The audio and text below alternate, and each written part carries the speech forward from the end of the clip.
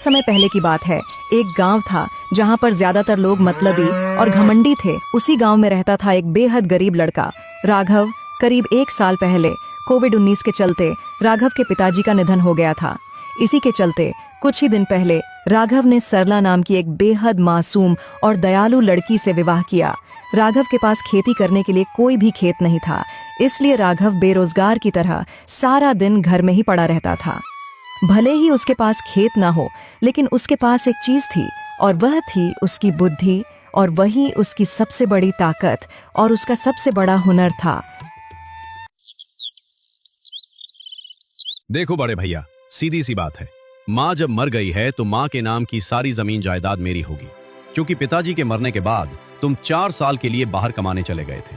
तब मैं और मेरी पत्नी मिलकर माँ का ख्याल रखते थे और समय समय पर खाना दवा सब देते थे। इसलिए जमीन और जायदाद पर सिर्फ और सिर्फ मेरा और मेरी पत्नी का हक है।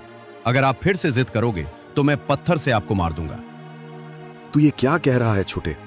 मुझे पत्थर से मारने की बात कर रहा है? तेरा दिमाग ठीक है क्या? चलते फिरते जमीन जायदाद के लिए अपने ही भाई पर हाथ उठाएगा? इतनी हिम्मत कब से आने लगी?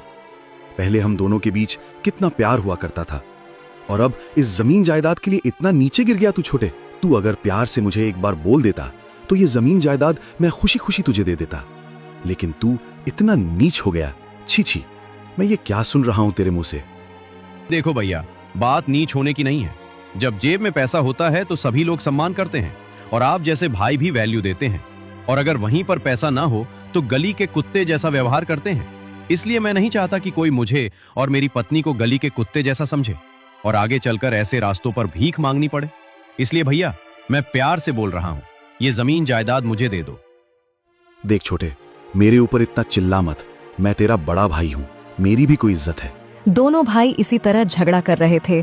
तभी राघव रास्ते से जा रहा था और दोनों भाइयों को आपस में झगड़ते हुए देखकर वहां पर आ गया। राघव: अरे अरे भाई, तुम दोनों इतना क्यों लड़ रहे हो आपस में? तुम दोनों भाई भाई हो, आपस में जो लड़ रहे हो इतना तो दुश्मन भी नहीं लड़ते। और देखो, तुम दोनों एक दूसरे से कुत्तों की तरह लड़ रहे हो। अभी लड़ना बंद करो और बताओ क्या बात है। शायद मैं कोई उपाय निकाल सकूं और तुम दोनों के बीच का झगड़ा खत्म कर सकूं। अब्बे ओ राघव, तुझे किसी ने कहा कि हमारा झगड़ा सुलझाने के लिए जो तू यहाँ चला आया? अपने काम से काम रख, हमारे काम में टांग मत अड़ा। हम दोनों भाई अपना हल खुद निकाल लेंगे। नहीं राघव भैया, तुम कहीं मत जाओ, इसकी बात मत सुनो और हमारे झगड़े को सुलझाओ।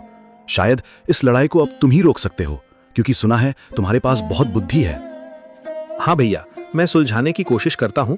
पहले बताओ, ये सब किस बात पर हो रहा है? तो सुनो राघव भैया, मेरे छोटे भाई ने कुछ दिन माँ का ख्याल क्या रख लिया, और अब जब माँ का निधन हो गया तो ये कह रहा है कि माँ की सारी जमीन जायदाद ले लेगा, और तो और मुझे मारने की भी बात कर रहा है। और सुनो, पापा के मरने के बाद पैसे कमाने की वजह से मैं 4 साल के लिए बाहर गया था। अगर मैं घर पर रहता तो मैं भी माँ का ख्याल रखता। तो बताओ अब मैं क्या करूं? हाँ भैया, तुमने सही कहा।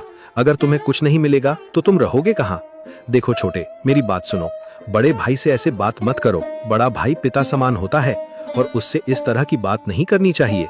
और रही बात माँ की सेवा की, तो तुमने कोई पराया इंसान का सेवा नहीं किया है। तुमने अपनी ही माँ की सेवा की है, जिसने तुम्हें 9 महीने पेट में रखा था, और आज तुम कुछ पैसों के लिए ऐसी बातें कर रहे हो। ये अच्छा नहीं है। तुमने जो माँ का ख्याल रखा वो पुण्य का काम है, और अगर अभी तुम अपने ही भाई को घर से निकाल दोगे तो ये बहुत बड़ा पाप होगा। ऐसा काम मत करो, नहीं तो नरक में भी जगह नहीं मिलेगी। हाँ राघव, तुमने बात तो सही कही है। मैंने कोई पराया इंसान का सेवा नहीं किया, अपनी ही माँ का किया है। बड़े भैया, कृपया मुझे माफ कर दो। मैं बहुत बड़ी गलती करने जा रहा था। ये सब मैंने अपनी पत्नी की बातों में आकर किया। उसको तो आज नहीं छोड़ूंगा। राघव दो भैया, तुम्हारा बहुत बहुत शुक्रिया। तुम्हारी वजह से ही मेरी आंखें खुली हैं। मुझे माफ कर दो भैया, मैंने पहले जो आपसे बदतमीजी की। अरे नहीं छोटे, ऐसा नहीं बोलते। अपनी पत्नी ही तो है, उसके लिए ऐसा मत बोलो। चलो कोई बात नहीं, मैंने तुम्हें माफ किया।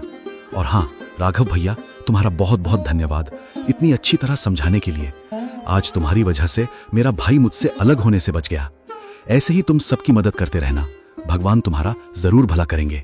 राघव के तेज दिमाग ने दोनों भाइयों को बिछड़ने से बचा लिया।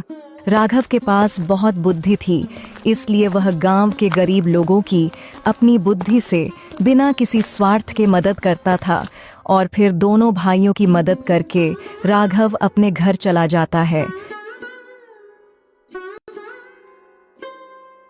अरे जी, इतनी देर कहाँ लग गई? मैं तो कब से आपका इंतजार कर रही थी और आप तो आने का नाम ही नहीं ले रहे थे।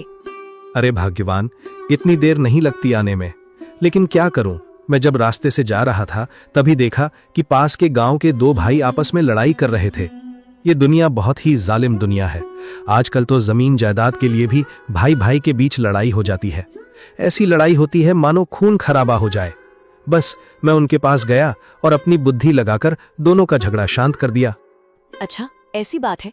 चलो कोई ना, मैं ये कह रही थी कि आज खाना क्या बनाऊं? घर में जितनी भी सब्जी थी सब खत्म हो गई है। सब्जी की बहुत जरूरत थी, लेकिन आप हो कि कुछ काम धंधा ही नहीं करते। ऐसे कैसे घर चलेगा? तुमने देखा ना परसों जब बारिश हो रही थी तब कैसे छत के छेद से पानी टपक रहा था नीचे। इसलिए जब बारिश होती है तब ठीक से सो भी नहीं पाते। अगर ऐसे ही चलता रहा तो जीना मुश्किल हो जाएगा। अरे भाग्यवान, क्या करूं, पिताजी के जाने के बाद से जैसे मेरी दुनिया ही उलझ गई है। ना हाथ में पैसा है और ना ही किसी का सहारा मिल पा रहा है।